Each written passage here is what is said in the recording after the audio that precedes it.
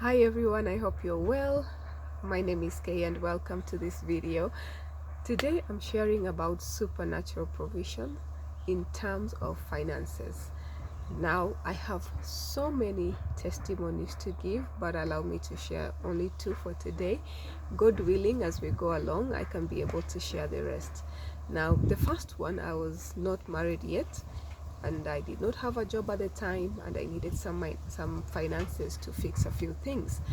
And I went to God and I told God to provide for me. After my prayer, I gave thanks.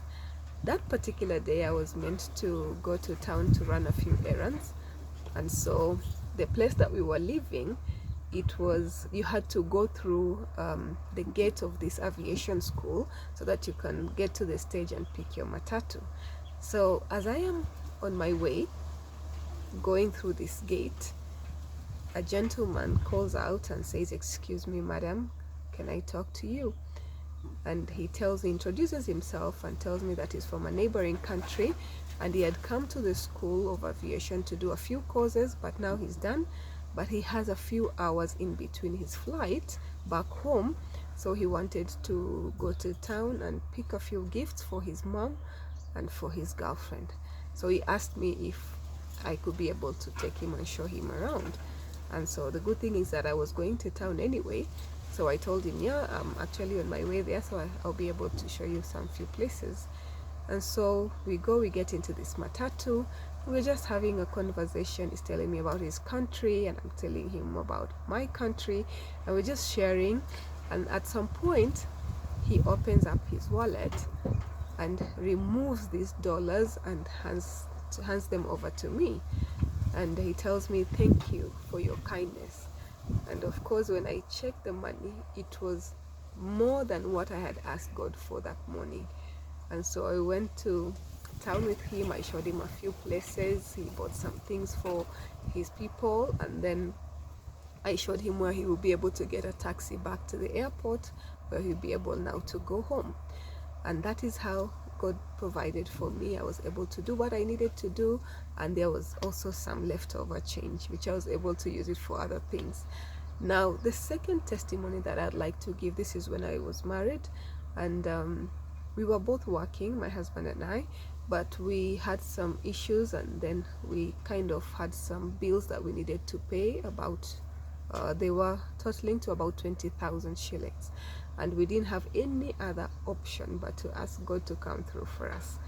And so that morning again, together with my husband, we agreed and we asked God to provide for us these 20,000 shillings, to just make a way for us to be able to pay these bills. Now later in the evening that day, my husband receives a text message, and on this text message he says something like, "I have a message for you and your wife. Please confirm when you'll be available to come and pick it." And so we read the text and we have the peace of God. And so my husband replies and says he'll be available the next day after work, and he gives the time. So this person says, "Okay, then please be at this particular building, outside this particular building at this and this time." And the agreement was done. So the next morning he gets another message from this same number. It's somebody that we don't know, and this time this person says, "Please, when you get the envelope, do not open it. Wait until you're together with your wife." My husband goes to town and goes to this particular building where he was told to be outside, and it's a very busy street, by the way, very busy street. And so he was to stand at a particular place. He stood there. Shortly after, a stranger approaches him, hands him this envelope, says hi, hands him the envelope, and turns back and goes.